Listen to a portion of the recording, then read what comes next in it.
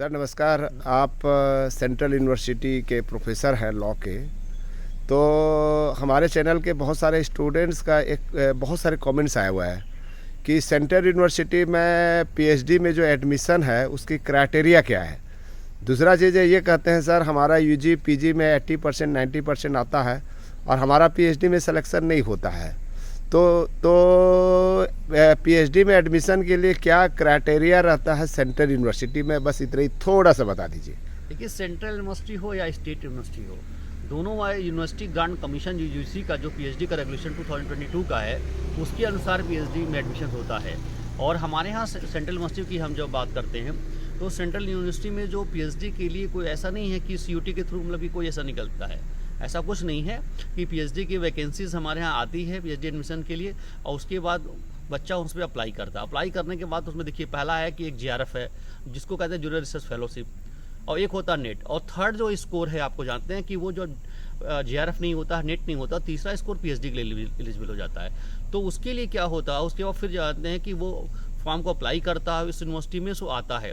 फिर हमारा मतलब कि जो एक है डीआरडीसी, वो कमेटी है डीआरडीसी, उसके थ्रू मतलब कि वो जानते हैं कि वहाँ पर इंटरव्यू वो फेस करता है। तो उसमें आप जानते हैं कि देखिए 70-30 वो पहले जो यूजीसी ने क्या किया, फॉर्मेट डेवलप कर दिया। उस फॉर्मेट के अनुसार जानते हैं कि उसका एकेडमिक स्कोर क्या है, उसका सिनाप्सिस का क्या है, उसका इंटरव्यू में क्या क्वेश्चंस का जवाब दे रहा है, ओवरऑल मतलब कि जो कमेटी होगी उसका नंबर देती है। उसके बाद मीन मोड मीडियन निकाल कर हम लोग उसको रिजल्ट बनाते हैं।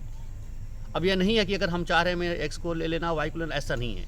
बिल्कुल ट्रांसपेरेंट यूजीसी ने कर दिया है कि आपको 70-30 का स्कोर सीट बना दिया और हम उसके बाहर का इंडिविजुअल अपना एक प्रश्न और है सर, जैसे कोई स्टूडेंट जो है किसी भी स्टेट का हो और वो मान लीजिए SC ST OBC का है, तो क्या सेंट्रल यूनिवर्सिटी में उसको SC ST आरक्षण मिलता है? देखिए ऐसा है कि वो मिलेगा, वो मिलता ही है एडमिशन कहीं भी हो, क्योंकि जानते हैं क्या सेंट्रल है तो जानते हैं पैन इंडिया है।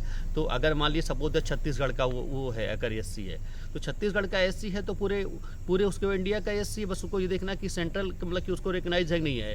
जैसे सपोज दैट आप जो है ये अभी यूपीएससी का फॉर्म भरते हैं, यूनियन पब्लिक सर्विस कमीशन का जैसे फॉर्म आया, आप देख रहे हैं बच्चे भर रहे हैं। तो उसमें क्या है कि आपको जानते हैं कि एससी का जो होता है कि एक जानते हैं सर्टिफिकेट जो होता है जो सेंट्रल गवर्नमेंट जानते हैं कि उसको जरा इशू होता है, जिसमें जानते हैं कि उस जिले का जो जिला मजिस्ट्रेट है उसको काउंटर साइन करके जो है कर देता है कि मतलब कि हाँ ये जो है कि सेंट्रल लिस्ट में भी ये कास्ट मतलब कि सेंट्रल लेवल पर एज एससी रिकग्नाइज है।